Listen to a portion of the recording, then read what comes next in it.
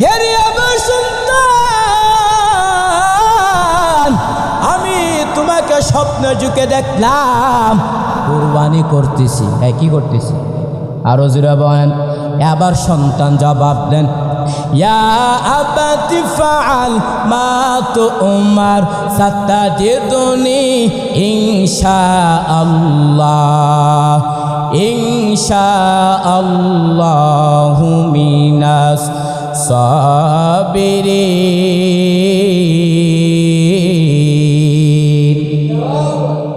ইসমাইল নবী জবাব দেন, হে রে আমার আব্বাজান, আপনি যে বিষয়ে অদৃশ্য হয়েছেন ওই কাজটা আপনি পালন করেন। আমি সন্তান ইসমাইলকে আপনি ধৈর্যশীলদের অন্তর্ভুক্ত পাবেন। তবে আব্বাজান, এই কথাটা যদি আপনি মিনার বাজারে না বলে আপনি বাড়িতে বলতেন, আমার আম্মার কাছ থেকে আমি বিদেশ সালাম দিতাম রে বাবা। আমার আম্মা আমার জন্য তো কষ্ট করেছেন, আপনি তো আমাদেরকে মক্কা গ্রহীণ জঙ্গলে রেখে এসেছিলেন, আমার আম্মা আমার জন্য তো কষ্ট করেছে রে বাবা। যদি আপনি এই কথাটা বাড়িতে বলতেন, আমার আম্মার কাছ থেকে আমি বিদের সালামটা নিতাম। তবে বাবা যেহেতু বলেন নাই, কোনো সমস্যা নাই, আপনি আমাকে জবাই করতে পারেন। এরে আমার আব্বাজান, আপনার কাছে আমার দাবি, আপনি যখন আপনি আমাকে জবাই করবেন, আপনার চক্ষুটা ভালো করে বেঁধে নেবেন। আমার চক্ষুটা আপনি ভালো করে বেঁধে নেবেন। আপনি যখন আমাকে জবাই করবেন, আমার চক্ষু এবং আপনার চক্ষুর প্রতি যদি নজর লাগে রে বাবা, আপনি মায়ের কান জবাই করতে পারবেন না। এজন্য আমার চক্ষুটা ভালো করে বেঁধে নিয়েন। এরে আমার আব্বাজান, আপনি যখন জবাই করবেন, আমার হাত এবং পাগুলো ভালো করে বেঁধে নেবেন। আপনি যখন আমার গলার মধ্যে যখন ছুরি চালানো শুরু করবেন, আমার হাত এবং পাগুলো আপনার গায়ে লাগতে পারে, আপনি বেজার হয়ে যাবেন, বেয়াদবি হয়ে যাবে, আল্লাহ বেজার হয়ে যাবে। এবার ইব্রাহিম আলাইহিস সালাতু ওয়াস সালাম ইসমাইলকে সুন্দর করে তার চক্ষুটা ভালো করে বেঁধে নিল। ইসমাইলের হাত এবং পা ভালো করে বেঁধে নিল। এবার ইব্রাহিম আলাইহিস সালাতু ওয়াস সালাম ইসমাইলের চক্ষুটা ভালো করে বেঁধে নেওয়ার পর ইসমাইলের হাত এবং পাগুলো ভালো করে বাঁধার পরে ইব্রাহিম নবী যখন ইসমাইলের গায়ে যখন গলার মধ্যে যখন ছুরি চালানো শুরু করবে, আল্লাহ ছুরিকে বললেন ছুরি, আল্লাহ ছুরিকে বললেন হে ছুরি, পুরো দুনিয়া দ্বিখণ্ডিত হয়ে যাবে, তবে আমার ইসমাইলের একটা পশমের জন্য না কাটে। এরে নবীর উম্মতের দল, ইব্রাহিম পয়গম্বর আলাইহিস সালাতু ওয়াস সালাম ইসমাইলের গলার মধ্যে যখন ছুরি চালানো শুরু করলেন, ছুরি চালাইতে চালাইতে এক পর্যায়ে ছুরি গলা তো কাটতেছে না। ইব্রাহিম পয়গম্বর ওই ছুরিটা একটা পাথরের উপর আঘাত করলেন। ইব্রাহিম নবী ওই পাথরের উপর আঘাত করার পরে ওই পাথরটা দ্বিখণ্ডিত হয়ে গেল, এত ধারালো একটা ছুরি। কিন্তু ইব্রাহিম নবী যখন ছুরি চালানো শুরু করলেন, তখন আর গলা কাটতেছে না। निगाह मुमिन से तो बदल जाती है तकदीर, निगाह मुमिन से तो बदल जाती है तकदीर। ये बंदा की कुव्वत नहीं कुदरत का इशारा, ये बंदा की कुव्वत नहीं कुदरत का इशारा। ऐ मर्द खरद तर्क मासी की ज़रूरत, ऐ मर्द खरद तर्क मासी की ज़रूरत। अब सोहबत सालेह की सवा कोई नहीं चरा, अब सोहबत सालेह की सवा कोई नहीं चरा। ला इलाहा ইল্লাল্লাহ।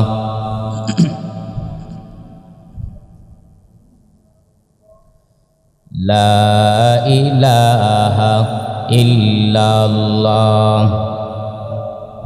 জোরে জোরে পড়ি।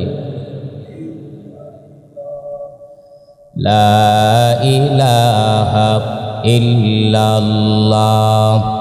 লা ইলাহা ইল্লাল্লাহ। মরণ থেকে যতই পালাও, মরণ তোমায় লইবে গিরি।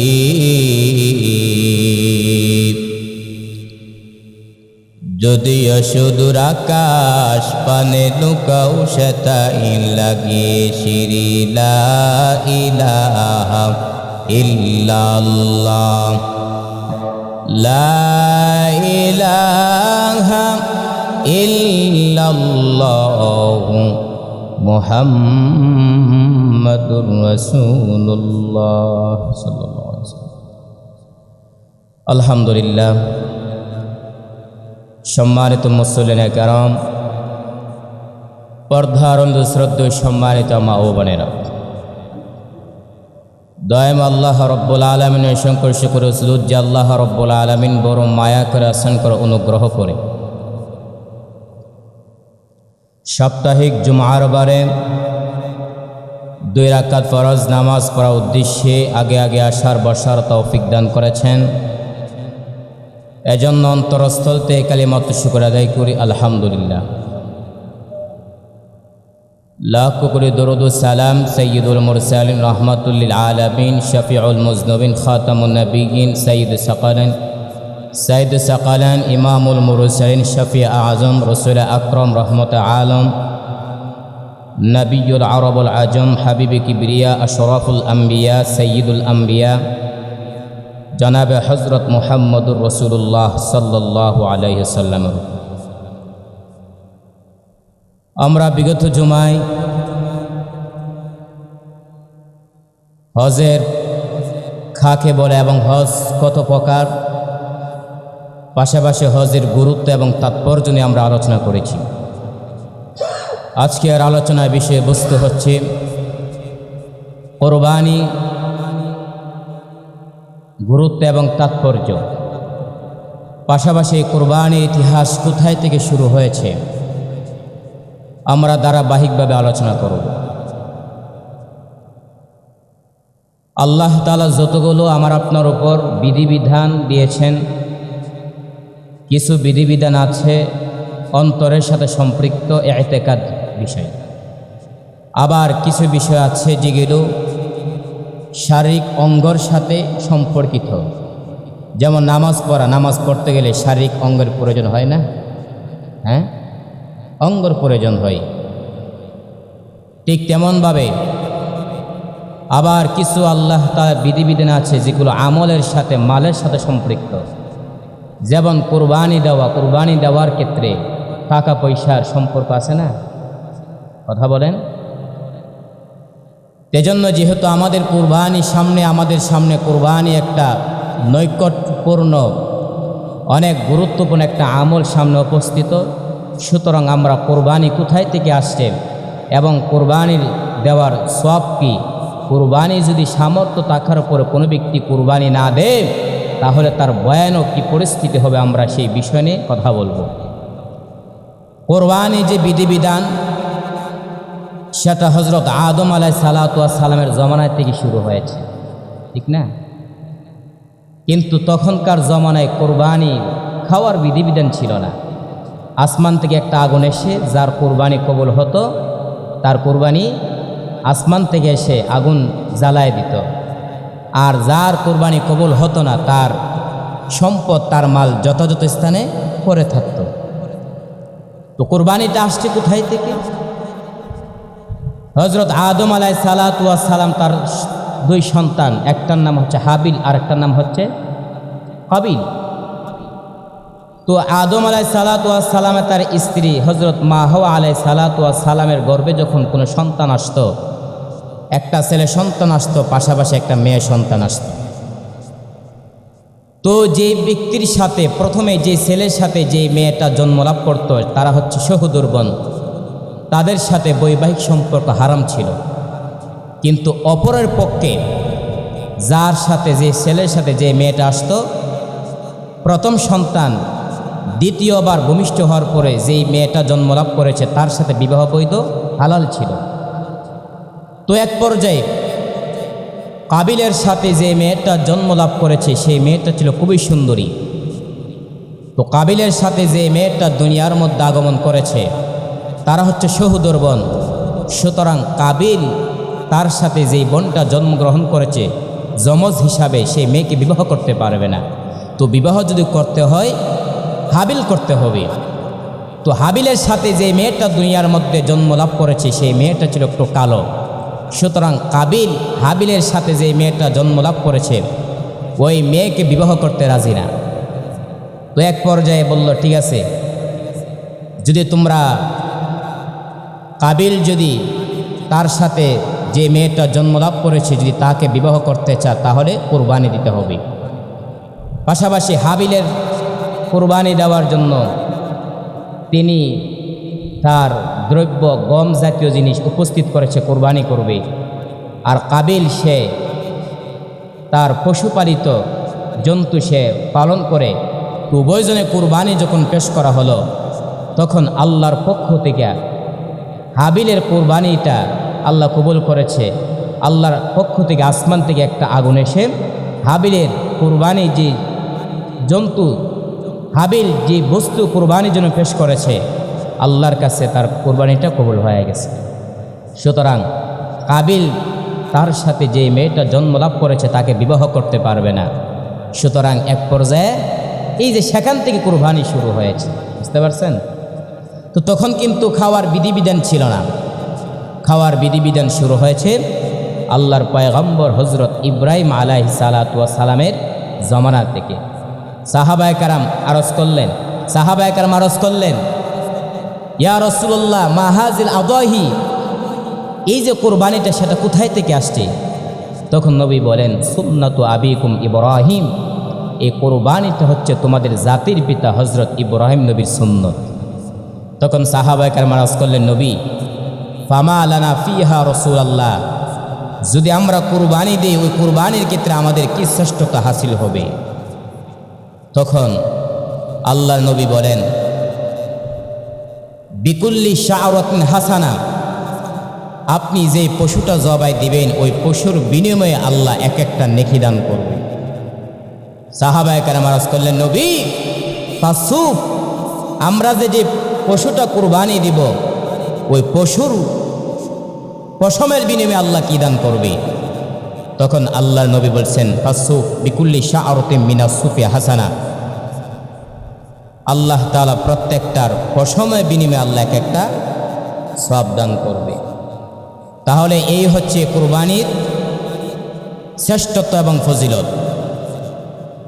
তো আল্লাহ তাআলার পয়গম্বর হজরত ইব্রাহিম আলাইহিস সালাতু ওয়াস সালামের জবানা থেকে কুরবানি আসছে। আল্লাহ তাআলা হজরত ইব্রাহিম নবীকে বড় বড় কয়েকটা পরীক্ষা করছে। আল্লাহ তাআলা পয়গম্বর হজরত ইব্রাহিম আলাইহিস সালাতু ওয়াস সালামকে আল্লাহ বড় বড় কয়েকটা পরীক্ষা করছেন। এক নম্বরে আল্লাহ হজরত ইব্রাহিম আলাইহিস সালাতু ওয়াস সালামকে আল্লাহ কেমনভাবে পরীক্ষা করছেন? ফেরাউন নমরুদ যখন ইব্রাহিম নবীকে যখন আগুনের মধ্যে ফালায়া দিবে, আল্লাহ তাআলা জিবরাইল আমিনকে বললেন, জিবরাইল যাও আমার নবীকে বলো কোনো সাহায্য লাগবে কিনা বলো। জিবরাইল আমিন ইব্রাহিম নবীকে আসার পর বলতেছেন, ও পয়গম্বর, আল্লাহ আমাকে পাঠাইছে, আপনার কোনো সাহায্য লাগবে কিনা? আল্লাহর পয়গম্বর ইব্রাহিম আলাইহিস সালাতু ওয়াস সালাম বলে, ভাই জিবরাইল, তোমার কোনো সাহায্য লাগবে না, বরং তোমাকে যে আল্লাহ পাঠাইছে ওই আল্লাহ তো অবশ্যই দেখনেওয়ালা, আল্লাহ অবশ্যই দেখে। আল্লাহ তাআলা আগুনকে বললেন, ইয়া নারু কুনি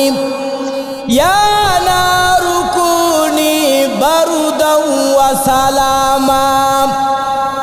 আল্লাহ আগুনকে বললেন, হিরে আগুন, আমার ইব্রাহিমের জন্য তুমি এয়ার কন্ডিশন ঠান্ডা হয়ে যাও, তবে তুমি এমন ঠান্ডা হইবা না যেই ঠান্ডার কারণে আমার ইব্রাহিমের বড় কষ্ট হবে।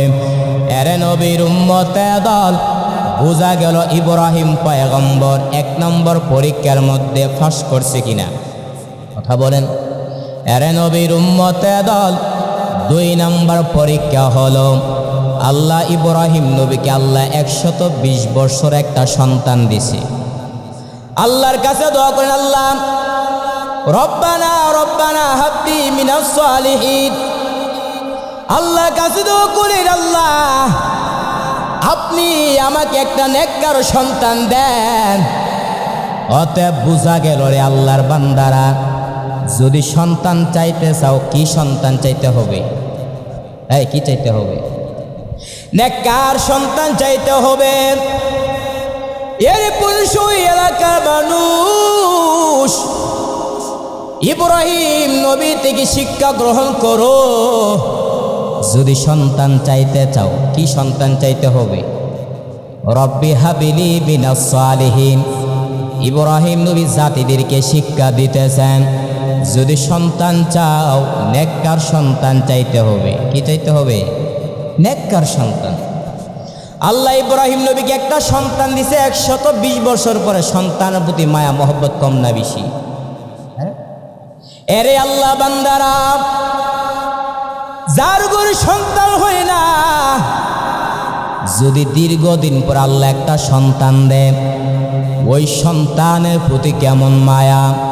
বাজারের মধ্যে যাওয়ার পর সন্তানের প্রতি স্মরণ হয়ে যা, বাড়ির মধ্যে থাকলেও সন্তানের প্রতি স্মরণ হয়ে যা, এবং যেখানে যে অবস্থা থেকে সন্তানের প্রতি মায়া হয়ে যা। আল্লাহ তাআলা ইব্রাহিম পয়গম্বরকে বললেন, ও পয়গম্বর, সন্তান পায় সন্তান আমি আল্লাহ দিছি, সুতরাং সন্তান পায়া আমি আল্লাহকে ভুলে গেলে চলবে না। যাও যাও, তোমার সন্তানকে নিয়ে ওই মক্কার গ্রহীণ জঙ্গলে রেখে আসো। ইব্রাহিম পয়গম্বর তার সন্তান ইসমাইল এবং বিবি হাজেরাকে ওই মক্কার গ্রহীণ জঙ্গলে রাখার জন্য যখন প্রস্তুত হয়ে গেলেন, ইব্রাহিম পয়গম্বর যখন বিবি হাজারা এবং তার সন্তান ছোট সন্তান ইসমাইলকে মক্কা গ্রহীণ জঙ্গলে রাখবে, হাজারা বলে, পয়গম্বর আপনি যে সন্তান রাখছেন, এটা কি আল্লাহর আদেশে নাকি আপনার আদেশে? যদি আল্লাহর আদেশে হয়ে থাকে, তাহলে মাঝে মাঝে আপনার আদরের সন্তান ইসমাইলকে আপনি দেখে যাবেন। কারণটা হলো আপনার কলিজার টুকরা সন্তান, ওই সন্তানের প্রতি মায়া বেশি। কারণ কিছুদিন পরে পানিও শেষ হয়ে যাবে, খাবারও শেষ হয়ে যাবে। এরে নবীর উম্মতে দল, ইব্রাহিম পয়গম্বর বিবি হাজেরাকে থেকে যখন বিদায় নিয়ে চলে যাবে, এক পাহাড় থেকে আরেক পাহাড়ের পাদদেশে যাওয়ার পরে আল্লাহর কাছে দোয়া করলেন, আল্লাহ রব্বানা ইন্নী আসকানতু মিন যুররিয়াতি বিওয়াদিন গায়রি জি যারইন ইনদা বাইতিকাল মুহাররম। ইব্রাহিম নবী আল্লাহর কাছে হাত তুলে দোয়া করেন, আল্লাহ আমার আদরের সন্তান ইসমাঈল এবং আমার বিবি হাজেরাকে মক্কা গ্রহীণ জঙ্গলে রাখলাম, আপনি তাদের জন্য খাবারও ব্যবস্থা করেন, পানিরও ব্যবস্থা করে দিন। কারণ কিছুদিন পরে পানিও শেষ হয়ে যাবে, খাবারও শেষ হয়ে যাবে। এরে নবীর উম্মতে দল, ইব্রাহিম পয়গম্বর সেখান থেকে আসার পরে কিছুদিন পরে পানিও শেষ হয়ে গেছে, খাবারও শেষ হয়ে গেছে। এক পর্যায়ে হযরত ইসমাইল আলাইহিস সালাতু ওয়াস সালাম পানির জন্য কান্না করতেছে। কিসের জন্য? পানির জন্য কান্না করতেছেন। ছোট সন্তান যদি মায়ের সামনে কান্না করে, মা কি সহ্য করতে পারে? মা সহ্য করতে পারে না। ছোট সন্তান ইসমাইল যখন পানির জন্য যখন কান্না শুরু করেছে, বিবি হাজেরা ছোট সন্তানের কান্না দেখে সহ্য করতে না পারে বিবি হাজেরা একবার মারোয়া থেকে সাফা, সাফা থেকে মারোয়া 7টা চক্কর দিছে। আল্লাহর কাছে এত পছন্দনীয় হয়ে গেছে। আল্লাহ তাআলা জিবরাইল আমিনকে জিবরাইল আমিন, হে জিবরাইল আমিন তুমি সাক্ষী থাকো, আমার ইব্রাহিম যে দৌড়টা দিছে আমার কাছে এত পছন্দনীয় হয়ে গেছে। বিশ্বে প্রান্ত থেকে যারা বাইতুল্লাহ হজ করতে আসবে তারা যদি মারোয়া থেকে সাফা, সাফা থেকে মারোয়া 7টা চক্কর না দেয় আমি তাদের হজ কখনো কবুল করব না। এরে নবীর উম্মতে দল, এজন্য আমরা দেখতে পাই বিশ্বের যে প্রান্ত থেকে যারা বাইতুল্লাহ হজ করার জন্য যা তারা সাফা থেকে মারোয়া, মারোয়া থেকে সাফা সাই করে কিনা, দৌড়বে কিনা? হ্যাঁ, সেই দৌড়বে। এই যে আল্লাহর কাছে তো পছন্দই হয়ে গেছে। শুধু তাই না, ছোট সন্তান ইসমাইল পানির কান্না করার কারণে রেওয়ায়তের মধ্যে এসেছে বিবি হাজেরা তার জিব্বাটা ইসমাইলের জিব্বার সাথে লাগায় দিয়েছেন যেন ইসমাইলের পানি যেন একটু ক্ষুধা নিবারণ হয়ে যায়। তার উপরও ইসমাইলের পানি ক্ষুধা নিবারণ হয় না। এক পর্যায়ে ইসমাইল আলাইহিস সালাতু ওয়াস সালাম যখন তিনি পা দিয়া যখন মাটির মধ্যে আঘাত করেছে আল্লাহর কুদরতের মাধ্যমে পানি পড়া শুরু হয়ে গেছে। আবার কেউ বলছে না, আল্লাহ তাআলার ফেরেশতা জিবরাইল আমিন ওনার নূরের ডানা দিয়া যখন তিনি আঘাত করলেন, ওই আঘাত যখন করলেন, আঘাত করার সাথে সাথে তখন পানির ফোয়ার বের হয়ে গেল। হাজরা আলাইহিস সালাতু ওয়াস সালাম এই পানি দেখার পর বলতেছেন জম জম জম, হে পানি থাম থাম।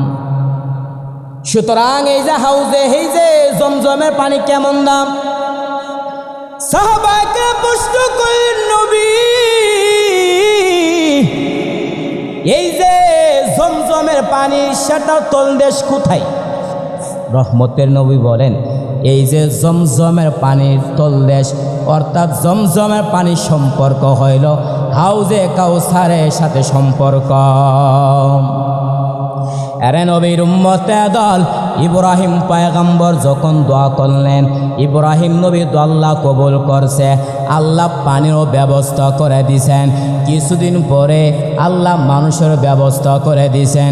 এরে নবীর উম্মতে দল, ইব্রাহিম আলাইহিস সালাতু ওয়াস সালাম বাড়িতে থাকার পরে সন্তান থেকে দূর থাকার পরে সন্তানের প্রতি মায়া মহব্বত বাড়তেছে কিনা? কথা বলেন ভাই, আরো জোরে বলেন। আল্লাহ ফেরেশতারা আল্লাহকে বলতেছেন, আল্লাহ আপনার ইব্রাহিম সন্তান পায়া মনে হয় ভুলে গেছে। আল্লাহ বলে না, আমার ইব্রাহিম খলিলুল্লাহ সন্তান পায়া কখনো ভুলতে পারে না। দেখ আমার ইব্রাহিমকে আমি পরীক্ষা করতেছি। এরে নবীর উম্মতে দল, আল্লাহ ইব্রাহিম নবীকে স্বপ্ন যুগে দেখাইলেন, ও পয়গম্বর ইব্রাহিম তোমার কাছে সবচাইতে যেই বস্তুটা আপন তুমি কোরবানি করো। ইব্রাহিম পয়গম্বর স্বপ্ন দেখার পরে 300 উট জবাই করছে। কয়টা উট? আরো জোরে বলেন। আবার পরের দিন আবার একই স্বপ্ন দেখলেন। একই স্বপ্ন দেখার পরে আবার তিনি 300 উট জবাই করলেন। দ্বিতীয়বার যখন আবার এই স্বপ্ন দেখছেন ইব্রাহিম নবীর আর বুঝার বাকি নাই, আমার কাছে সবচাইতে প্রিয় বস্তু হলো ইসমাইল। কে? আরো জোরে বলেন। এবার ইব্রাহিম আলাইহিস সালাতু ওয়াস সালাম এরি আমার কয়টা টুকরা যুবক ভালো করে শ্রবণ করেন। দেখেন ইব্রাহিম পয়গম্বর এই যে স্বপ্ন দেখার পরে বুঝতে পারলেন আমার কাছে সবচাইতে প্রিয় বস্তু হলো ইসমাইল। এবার ইব্রাহিম পয়গম্বর সন্তানকে জবাই করার জন্য ওই মক্কার গ্রহীণ জঙ্গলে রওনা হয়ে গেছে। কোথায়? কোথায়? মক্কার গ্রহীণ জঙ্গলে। আরে যে জঙ্গলের মধ্যে মানুষ ছিল না, আজকে মানুষের অভাব নেই। হ্যাঁ, যেখানে খাবারের অভাব ছিল ইব্রাহিম নবীর দোয়া করার কারণে সেখানে খাবারের কোনো অভাব নেই। এবার ইব্রাহিম আলাইহিস সালাতু ওয়াস সালাম এক পর্যায়ে ইসমাইলের সাথে সাক্ষাৎ হলেন, বিবি হাজেরার সাথে সাক্ষাৎ হলেন। সাক্ষাৎ হওয়ার পরে এবার ইব্রাহিম নবী হাজেরার সাথে সাক্ষাৎ হয়ে গেলেন। এবার ইব্রাহিম আলাইহিস সালাম হাজেরাকে বলে, হাজেরা তোমার সন্তান ইসমাইলকে সাজাইয়া দাও, মালিকের দরবারে দাওয়াত খেতে যাব। ইব্রাহিম নবী কথা বলার পরে হাজেরা বুঝতে পারলেন মনে হয় দুনিয়ার কোনো রাজা বাদশাহ দাওয়াত দিছে।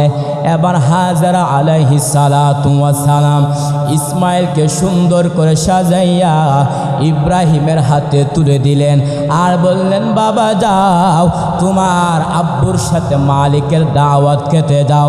এবার ইব্রাহিম পয়গম্বর ইসমাইল নবীকে নিয়ে যখন ওই মিনার বাজারে যখন রওনা হয়ে গেলেন, শয়তান ডাক দা বললেন, হাজেরা তোমার সন্তানকে তুমি কোথায় পাঠাইছ? ইব্রাহিম তো জবাই করার জন্য নিয়ে যাইতেছে। হাজেরা বলে, শয়তান দূর হয়ে যা, কোন একজন বাবা তার সন্তানকে কখনো জবাই করতে পারে না। এবার শয়তান বলতে লাগলো, হাজেরা তোমার মালিক ইব্রাহিম নবীকে স্বপ্নে যুগে দেখাইছে, এজন্য কুরবানি করার জন্য নিয়ে যাইতেছে। হাজেরা বলে, শয়তান দূর হ, যদি আমার মালিক ইব্রাহিম পয়গম্বরকে স্বপ্নে যুগে দেখা বলে আমি ইসমাইল একজন না, আল্লাহ আমাকে যত সন্তান ইসমাইল দিবে সব সন্তান ইসমাইলকে আমি আল্লাহ রাস্তায় শহীদ করার জন্য প্রস্তুত আছি। এরে নবীর উম্মতে দল, এবার ইব্রাহিম আলাইহিস সালাম তার সন্তান ইসমাইলকে নিয়ে যখন মিনার বাজারে উপস্থিত হয়ে গেলেন, এবার ইব্রাহিম নবী তার সন্তানকে বলতেছেন, এরে আমার সন্তান, এরে আমার সন্তান, আমি তোমাকে স্বপ্নে যুগে দেখলাম কুরবানি করতেছি। কি করতেছি? আরো জোরে বলেন। এবার সন্তান জবাব দেন, ইয়া আবাতি ফাআল মা তুমার সাতাজিদুনি ইনশাআল্লাহ, ইনশাআল্লাহু মিনাস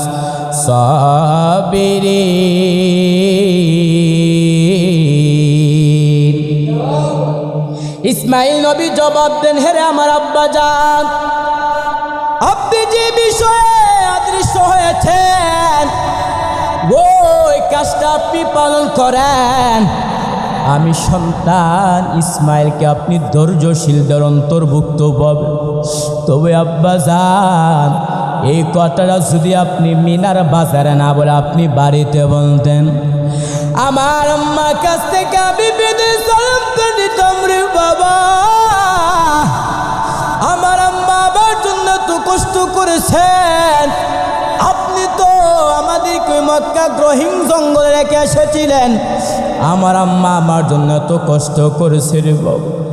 যদি আপনি এই কথাটা বাড়িতে বলতেন আমার আম্মার কাছ থেকে আমি বিদের সালামটা নিতাম।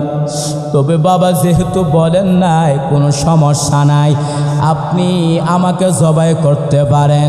এরে আমার আব্বা জান, আপনার কাছে আমার দাবি, আপনি যখন আপনি আমাকে জবাই করবেন আপনার চক্ষুটা ভালো করে বেঁধে নেবেন, আমার চক্ষুটা আপনি ভালো করে বেঁধে নেবেন। আপনি যখন আমাকে জবাই করবেন আমার চক্ষু এবং আপনার চক্ষুর প্রতি যদি নজর লাগে রে বাবা, আপনি মায়ের কান জবাই করতে পারবেন না। এজন্য আমার চক্ষুটা ভালো করে বেঁধে নিয়েন। এরে আমার আব্বা জান, আপনি যখন জবাই করবেন আমার হাত এবং পাগুলো ভালো করে বেঁধে নেবেন। আপনি যখন আমার গলার মধ্যে যখন ছুরি চালানো শুরু করবেন আমার হাত এবং পাগুলো আপনার গায়ে লাগতে পারে, আপনি বেজার হয়ে যাবেন, বেয়াদবি হয়ে যাবে, আল্লাহ বেজার হয়ে যাবে। এবার ইব্রাহিম আলাইহিস সালাতু ওয়াস সালাম ইসমাইলকে সুন্দর করে তার চক্ষুটা ভালো করে বেঁধে নিল। ইসমাইলের হাত এবং পা ভালো করে বেঁধে নিল। এবার ইব্রাহিম আলাইহিস সালাতু ওয়াস সালাম ইসমাইলের চক্ষুটা ভালো করে বেঁধে নেওয়ার উপর ইসমাইলের হাত এবং পাগুলো ভালো করে বাঁধার উপরে ইব্রাহিম নবী যখন ইসমাইলের গায়ে যখন গলার মধ্যে যখন ছুরি চালানো শুরু করবে, আল্লাহ ছুরিকে বললেন ছুরি, আল্লাহ ছুরিকে বললেন হিরে ছুরি, পুরো দুনিয়া দ্বিখণ্ডিত হয়ে যাবে, তবে আমার ইসমাইলের একটা পশমের জন্য না কাটে। এরে নবীর উম্মতের দল ইব্রাহিম পয়গম্বর আলাইহিস সালাতু ওয়াস সালাম ইসমাইলের গলার মধ্যে যখন ছুরি চালানো শুরু করলেন, ছুরি চালাইতে চালাইতে এক পর্যায়ে ছুরি গলা তো কাটতেছে না। ইব্রাহিম পয়গম্বর ওই ছুরিটা একটা পাথরের উপর আঘাত করলেন। ইব্রাহিম নবী ওই পাথরের উপর আঘাত করার পরে ওই পাথরটা দ্বিখণ্ডিত হয়ে গেল, এত ধারালো একটা ছুরি। কিন্তু ইব্রাহিম নবী যখন ছুরি চালানো শুরু করলেন তখন আর গলা কাটতেছে না। আবার ইব্রাহিম নবী তার সন্তানকে বললেন, হেরে আমার সন্তান, আয় কপাল বুঝি খারাপ, আল্লাহ তাআলা বুঝি বেজার হয়ে গেছে। এবার ইব্রাহিম পয়গম্বর যখন আবার ছুরি চালানো শুরু করলেন, ইব্রাহিম নবী ছুরি চালানো শুরু করার সময় আবার সন্তানের গায়ের গলায় যখন ছুরি চালানো শুরু করলেন, আল্লাহ তাআলা জিবরাইল আমিনকে পাঠাইলেন, ওয়ানাদাইনা আইয়া ইব্রাহিম কদ সাদ্দাকাতুর রুইয়া ইন্না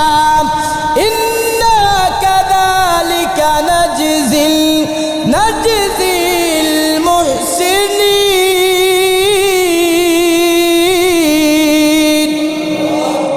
আল্লাহ জিবরাইল আমিনকে পাঠাইলেন, জিবরাইল যাও আমার নবীকে জানাইয়া দাও, ও পয়গম্বর আল্লাহ যে আপনার উপর স্বপ্নটা দে আল্লাহ পূরণ করেছেন, আল্লাহ যে আপনাকে স্বপ্ন যুগে দেখাইছেন আপনার প্রিয় বস্তুটা কুরবানি করার জন্য, আল্লাহ আপনার প্রিয় বস্তুটা এই যে আপনি স্বপ্ন করেছেন, আপনি যে স্বপ্ন পূরণ করেছেন, আল্লাহ আপনার স্বপ্নটা পূরণ করেছেন। হঠাৎ করে দেখতেছেন রক্তের মধ্যে একটু দেখা যায়। এবার ইব্রাহিম পয়গম্বর চোখ খোলার পর দেখতেছে ইসমাইল পাশে দাঁড়ানো, ছুরির নিচে জান্নাতে একটা দুম্বা জবাই হয়ে গেছে। এই ছিল কুরবানি। আল্লাহ তাআলা বলেন, লা ইয়ানালুল্লাহু লুহুমুহা ওয়ালা দিমাউহা ওয়ালাকিন ইয়ানালুহুত তাকওয়া মিনকুম। আল্লাহ বলেন, আমি আল্লাহ কোনো মানুষের গোশত চাই না, আমি আল্লাহ ওই কোনো প্রাণীর আমি তার রক্ত চাই না। এর নবীর উম্মতের দল যে বান্দারা কুরবানি দে ওই ব্যক্তির মনের চাহিদা কে দেখে? আরো জোরে বলেন। আল্লাহ তাআলা বলেন, আমি আল্লাহ কোনো মানুষের কোনো প্রাণীর রক্ত চাই না, আমি আল্লাহর কাছে কোনো প্রাণীর রক্ত আমার কাছে পৌঁছে না, আমি আল্লাহ তাআলার কাছে কোনো প্রাণীর গোশত আমি আল্লাহর কাছে আসে না। এরে নবীর উম্মতের দল যে বান্দারা কুরবানি দিবে ওই ব্যক্তির মনের চাহিদা আল্লাহ দেখে। এরে নবীর উম্মতের দল সাহাবায়ে কেরাম নবীকে প্রশ্ন করলেন, নবী মা হাযিল আদহি ইয়া রাসূলুল্লাহ। সাহাবায়ে কেরাম প্রশ্ন করলেন, নবী এই যে কুরবানিটা কোথায় থেকে আসছে? রহমতের নবী বলেন, সুন্নাতু আবিকুম ইব্রাহিম। এই কুরবানিটা হলো তোমাদের জাতির পিতা হযরত ইব্রাহিম নবীর সুন্নাত। সাহাবায়ে কেরাম প্রশ্ন করলেন, নবী যদি আমরা কুরবানি দেই ওই কুরবানি দেওয়ার ক্ষেত্রে আমাদের কি শ্রেষ্ঠতা হাসিল হবে? রহমতের নবী বলেন, ফামা লানা ফিহা রাসূলুল্লাহ। রহমতের নবী বলেন, বিকুল্লি শাআরাতিন হাসানা। নবী বলেন, যারা কুরবানি দিবে ওই কুরবানির পশুর প্রত্যেকটা চুলের বিনিময়ে আল্লাহ এক একটা নেকি দান করবে। সাহাবায়ে কেরাম প্রশ্ন করলেন, নবী যদি ওই কুরবানি দেই ওই কুরবানির পশুর বিনিময়ে আল্লাহ কি দান করবে? রহমতের নবী বলেন, বিকুল্লি শাওরাতিন মিনাস সুফি হাসানা। রহমতের নবী বলেন ওই প্রাণীর প্রত্যেকটার পশমের বিনিময়ে আল্লাহ এক একটা নেকি দান করবে। আরে আল্লাহ বান্দারা, আরে পুরুষ এলাকা মানুষ, এই যে আপনি যে কুরবানি দিবেন, যে পশুটা কুরবানি দিবেন, ওই পশুর চুল কয়টা হিসাব করছেন? হ্যাঁ, একটা পশুর মধ্যে এত পরিমাণ চুল আছে, একটা পশুর মধ্যে এত পরিমাণ পশম আছে। রহমতে নবী বলেন প্রত্যেকটা চুলের বিনিময়ে আল্লাহ এক একটা নেকি দান করবে। শুধু তাই না, প্রত্যেকটার পশমের বিনিময়ে আল্লাহ এক একটা নেকি দান করবে। এরে আল্লাহর বান্দারা, কিন্তু যারা সামর্থ্য থাকার পরেও কুরবানি দিবে না, রহমতে নবী বলেন মান কানা লাহু সাআতুন ওয়া লাম ইউদাহি ফালা ইয়াকরাবান্না মুসাল্লানা। রহমতে নবী আমার বলেন উম্মত, যারা সামর্থ্য থাকার পরেও কুরবানি দিবে না, তারা যেন আমাদের সাথে ঈদের নামাজে অংশগ্রহণ না করে। কি না করে? ঈদের নামাজে যেন অংশগ্রহণ না করে। সুতরাং এই যে কুরবানিটা আসছে, সেই কুরবানিটা হচ্ছে মিল্লাতা আবিকুম ইব্রাহিম। এই কুরবানিটা হচ্ছে হজরত ইব্রাহিম আলাইহিস সালাতু ওয়াস সালামের সুন্নত। আল্লাহ ইব্রাহিম নবীকে স্বপ্ন যুগে দেখানোর মাধ্যমে আল্লাহ আমাদের উপরে সেই কী করেছেন, কুরবানিটা সুন্নত করেছেন, অর্থাৎ রীতিনীতি চালু করে দিয়েছেন। সুতরাং যাদের পক্ষে সম্ভব কুরবানি করতে হবে। কি করতে হবে? কুরবানি করতে হবে। নবী বলেন মান কানা লাহু সাআতান ওয়া লাম ইউদাহি ফালা ইয়াকরবান্না মুসাল্লানা। নবী বলেন যারা সামর্থ্য থাকার পরেও যারা কুরবানি দিবে না, তারা যেন ঈদের নামাজে অংশগ্রহণ না করে। কত ভয়ঙ্কর কথা। সুতরাং এই কুরবানি দিলে, আল্লাহ তাআলা আমাদের কুরবানির যে পশু আমরা কুরবানি দিব, ওই পশুর বিনিময়ে আল্লাহ এক একটা নেকি দান করবে। শুধু তাই না, এই কুরবানি দেওয়ার ক্ষেত্রে আল্লাহ মনের চাহিদা দেখে আল্লাহ কিন্তু গোশত খায় না। গোশত খায়? আল্লাহর কাছে গোশত পৌঁছে? আল্লাহ বলেন লা ইয়ানালাল্লাহু লুহুমুহা ওয়ালা দিমাউহা ওয়ালাকিন ইয়ানালুহুত তাকওয়া মিনকুম। আল্লাহ বলেন তোমরা যে প্রাণীটা জবাই করেছ, ওই প্রাণীর রক্ত আমি আল্লাহর দরবারে পৌঁছে না, আমি আল্লাহর দরবারে গোশত পৌঁছে না, বরং আমি আল্লাহর কাছে পৌঁছে যে ব্যক্তি কুরবানি দিয়েছে ওই ব্যক্তির মনের চাহিদা। কি পৌঁছে? আপনি যে বড় বড় কুরবানি দিচ্ছেন, আপনার কুরবানির উদ্দেশ্য কি? সেই উদ্দেশ্য আল্লাহর কাছে পৌঁছে। সুতরাং সে কুরবানি দিতে হবে। আল্লাহ তাআলা আমাদের উপরে কুরবানি সেটা ওয়াজিব করে দিয়েছেন। যদিও সুন্নত, সুন্নত মানে কি? সুন্নত শব্দের অর্থ হচ্ছে রীতিনীতি। কি রীতিনীতি? এখন আপনি যদি ভাবেন যে কুরবানি দেওয়াটা সুন্নত, মানে সুন্নত না পড়লেও হয়, যেমন নামাজের মধ্যে সুন্নত আছে, নামাজ না পড়লেও হয়। সুন্নত দ্বারা উদ্দেশ্য হচ্ছে রীতিনীতি, অর্থাৎ সাহাবায়ে কেরাম যে কাজটা করেছেন, নবী কেরাম, আম্বিয়া কেরাম যে কাজটা করেছেন, সেটাকে কি বলা হয়? সুন্নত বলা হয়। সুন্নত শব্দের অর্থ হচ্ছে রীতিনীতি। সুতরাং যেহেতু আল্লাহ কুরবানি আমাদের উপর, যাদের উপর সামর্থ্য আছে, সামর্থ্য থাকার উপর যারা সামর্থ্য আছে তাদের উপর ওয়াজিব করে দিয়েছেন, সুতরাং সে কুরবানি দিতে হবে। এই কুরবানি সামর্থ্য থাকার পরও যদি কুরবানি না দেন, নবী বলেন মান কানা লাহু সাআতান ওয়া লাম ইউদাহি ফালা ইয়াকরবান্না মুসাল্লানা। নবী বলেন যারা সামর্থ্য থাকার পরও কুরবানি দিবে না, তারা যেন ঈদের নামাজে অংশগ্রহণ না করে। কত ভয়ঙ্কর কথা। সুতরাং আল্লাহ তাআলা যেন আমাদের প্রত্যেককে যেন আমরা কুরবানি দিতে পারি। আর কুরবানি দিলে কি সওয়াব, সেটা তো বললাম যে আল্লাহ তাআলার বলেন যে প্রত্যেকটার যে প্রাণী, যে জন্তু আপনি জবাই করতেছেন, ওই জন্তুর প্রত্যেকটা চুলের বিনিময়ে আল্লাহ এক একটা সওয়াব দান করবে। তাহলে বুঝেন একটা প্রাণীর মধ্যে কত চুল, হিসাব করছেন? হিসাব করা সম্ভব? আবার চুল বাদ দিলাম, পশম তো কোনো অভাবই নাই। তাহলে বুঝেন একটা প্রাণী যদি জবাই করতে পারি, প্রত্যেকটা পশমের বিনিময়ে আল্লাহ এক একটা নেকি দান করবে। সুতরাং আল্লাহ তাআলা যেন আমাদের প্রত্যেকে যেন কুরবানি দিতে পারি, আল্লাহ পাক সবাইকে তৌফিক দান করুক। ওয়া আখিরু দাওয়ানা আলহামদুলিল্লাহি রাব্বিল আলামিন।